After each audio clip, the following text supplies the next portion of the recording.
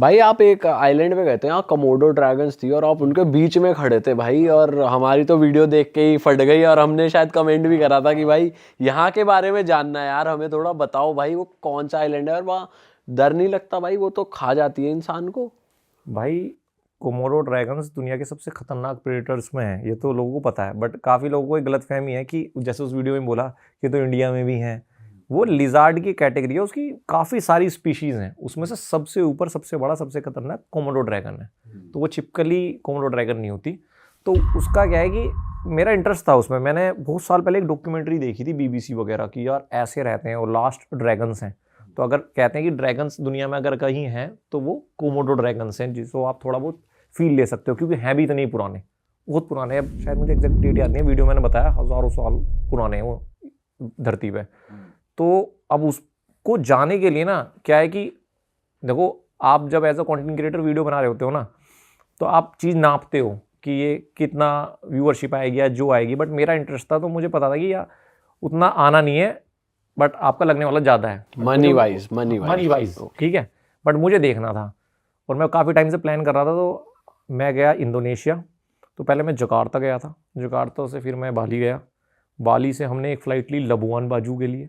लबुआन बाजू जाके आपको बोट लेनी पड़ती है, वहाँ पर 2 आइलैंड होते हैं, एक रिंका आइलैंड होता है, एक होता है कोमोडो।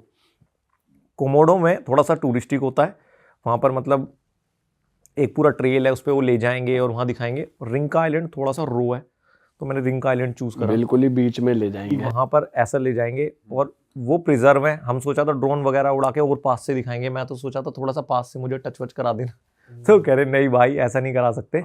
तो हम रिंका आइलैंड पहुँचे, वहाँ उस पर जाने के लिए भी आपको जब लबुआन बाजू पहुँचते हो ना, तो आपको एक बोट करनी पड़ती है। अब आपके पास 2 ऑप्शन होते हैं कि या तो आप ग्रुप के साथ चले जाओ जिसमें पूरा गाइड समझाएगा, या आप पर्सनल जाओ। तो पर्सनल का मतलब आप पूरी बोट खुद के लिए लोगे, एक टूरिस्ट गाइड लोगे, एक आपका बोट का कैप्टन रहेगा, तो ये सब लेके आप जाते हो।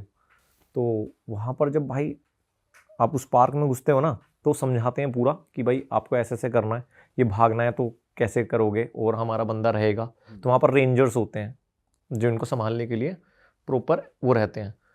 अगर आप इनका वो देखोगे ना कि जो इनकी पूरी लाइफ साइकिल होती है, वो जैसे इनका नाम है वैसी ही होती है, ये एक दूसरे को खा जाते हैं भाई। अच्छा। हाँ, ये बहुत खतरनाक होते हैं, मतलब रियलिटी में भी। इनका क्या होता है कि जब ये पैदा होते हैं तो अंडे तक भी इनकी माँ थोड़े दिन रखती है, फिर वो छोड़ के चली जाती है, शायद महीने 2 महीने, अगर नवंबर के आसपास इनका सीजन होता है। उसके बाद इनको दूसरे कोमोडो ड्रैगन्स या जानवर खा जाते हैं। अगर ये अंडे से बाहर आ गए तो बाकी के कोमोडो और जितने भी जानवर हैं वो पीछे पड़ जाते हैं। फिर ये पेड़ पे चढ़ते हैं, क्योंकि इनकी ना जब ये छोटे होते हैं इनकी गंध बहुत स्ट्रॉन्ग होती है, तो जितने भी जानवर होते हैं उनके पीछे रहते हैं। तो पेड़ पे चढ़ जाते हैं आराम छोटे से जब पतले छोटे होते हैं, बड़े ड्रैगन्स नहीं चढ़ सकते। तो इसलिए खुद को बचाने के लिए ये पेड़ पे ही अपना 1-2 साल बिताते हैं, तब तक बचते बचाते हैं अगर बच जाएं तो। फिर उसके बाद जो इतने साल बाद जो बचता है वो बनता है कोमोडो ड्रैगन। तो इनकी लाइफ साइकिल ऐसी होती है, बहुत हार्ड और बहुत खतरनाक होते हैं।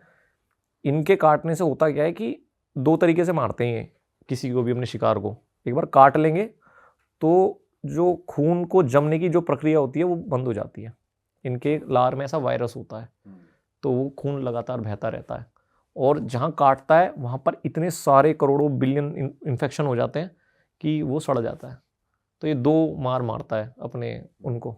और ये खाते क्या हैं वहाँ पे, और एनिमल्स भी हैं उस जानवर आइलैंड खा पे? जाते हैं, एक दूसरे को भी खा जाते हैं। और इनका अलग है कि इनको अगर जैसे फीमेल से मीटिंग करते हैं तो उसके लिए भी लड़ाई होती है आपस में।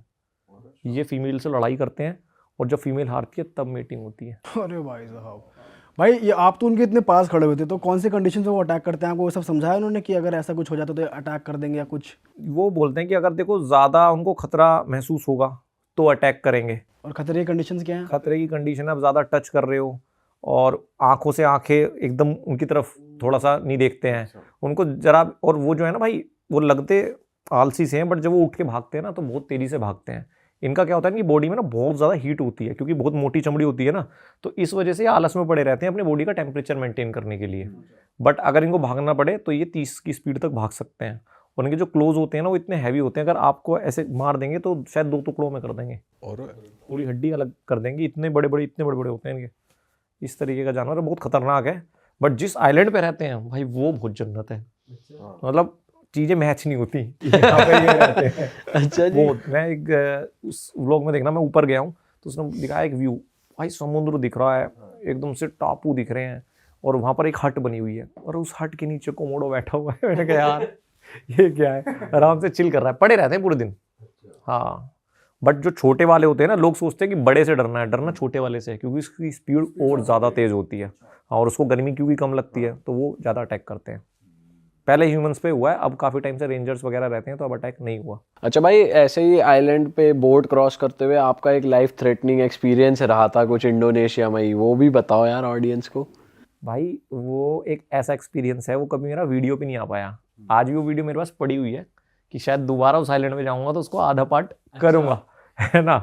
हमने कोशिश की थी बनाए, तो क्या था कि मेरे को 2023 में जब हम बना रहे थे तो हम ये देख रहे थे कि यार हमारा जो कंटेंट है वो किस तरफ जाएगा। देखो मैं प्योरली बताऊं, मैं ट्रैवलर भी हूं, बट मैं एक साथ में कंटेंट क्रिएटर भी हूं।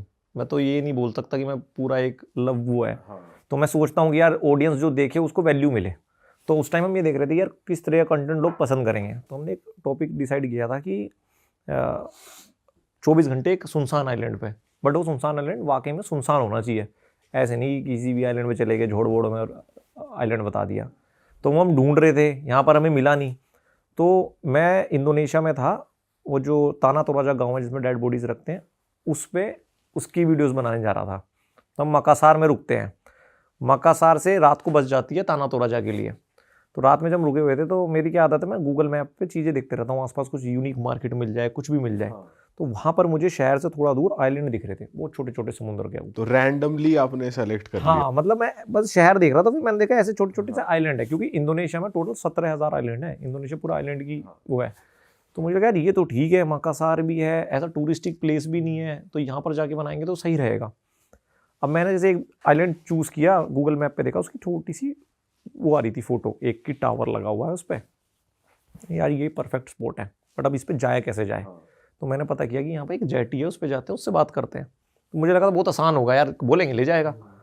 मैं वहाँ पे गया तो मैंने कई लोगों से बात की, यार मुझे इस आइलैंड पे जाना है, इस पे जाना है। वो सब मना करने लगे, कह रहे कि वो सामने आइलैंड देख रहे हो वो है आइलैंड, इस पर एक्टिविटीज़ होती हैं, बार हैं। मैंने यार एक्टिविटीज़ नहीं करनी है हमें, हमें खुद सर्वाइव करना है किसी आइलैंड, एकांत आइलैंड चाहिए, एक। तो नहीं मान रहे थे।